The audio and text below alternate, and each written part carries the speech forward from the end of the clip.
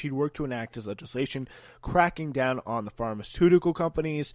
And I think really Bernie did win the healthcare exchange as well. That's definitely something that if we had time, I'd like to go back and look at more. That healthcare exchange at the tail end of the debate, I think, was really, really good when it comes to distinguishing the candidates from each other. I think what really needs to happen now is Bernie needs to distinguish himself from Elizabeth Warren. Biden also offered no real retort to Sanders when he brought up the former Delaware senator's vote to authorize the Iraq War. And I think it really was a interesting fact that the moderators were the most here to challenge him. The media on the stage was the most to challenge him. I think they did throw in a good question about the war, the fact that he voted for Afghanistan as early as 2015, which was a pretty surprising thing to me. He was like, yeah, the only person who was right at the time was Barbara Lee. And I think it was definitely not a good vote. And the thing is, he knows that and has said that in a very big way.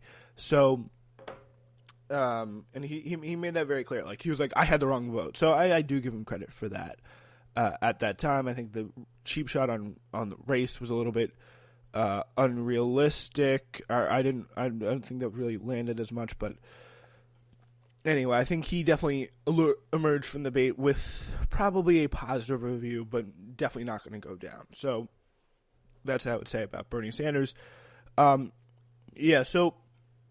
the entrepreneur Andrew Yang spoke nearly 10 minutes less than the top speaker, Sanders, and spoke once again the least, with Steyer getting more speaker time.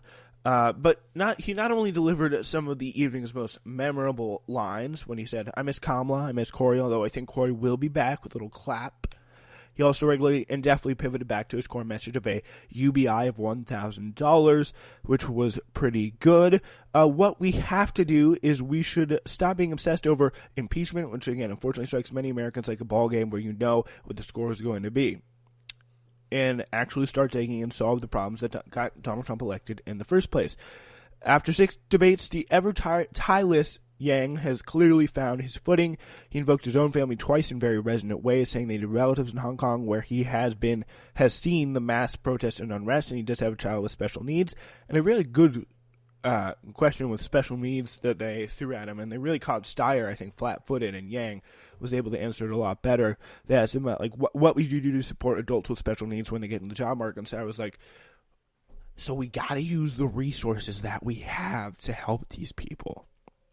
And then I think the moderators were really like, okay, lacking a substantive answer on this question, let's go to Andrew Yang. Tom, you had your chance, but you were not successful. So that was pretty much the major things you need to know from the debate. All in all, I think if we can go through the stage last night, and give you a little bit of an idea who was more successful in the whole thing. We had Andrew Yang. I think he still had a very strong, solid performance. He was really, I think, pushing it pretty well. I think Buttigieg got really roundly hammered. I think he's going to go down in the polls after this. Elizabeth Warren, she did well. Joe Biden didn't do badly, which is good for him. I think he again. I actually heard this. I agree with Claire McCaskill. I think he had a good performance by not losing. Claire McCaskill, the former senator on MSNBC, said that last night. But the only difference is she said that he won the debate because he didn't lose. He was just so desperate to call Joe Biden a winner there. Bernie Sanders, I think he did very well. Probably the best and most aggressive I've ever seen him in the debates. Amy Klobuchar, if she wasn't so obviously completely can, I think she would have done very well. And Tom Steyer, that's my take on Tom Steyer. All right, that's our debate episode. And that is all the time that we have for you today. Thank you so much for joining us. Join us later tonight for a brand new episode of Uncultured Mix of the Decade. And we will give you more information about the holiday schedule to come only on SWRN.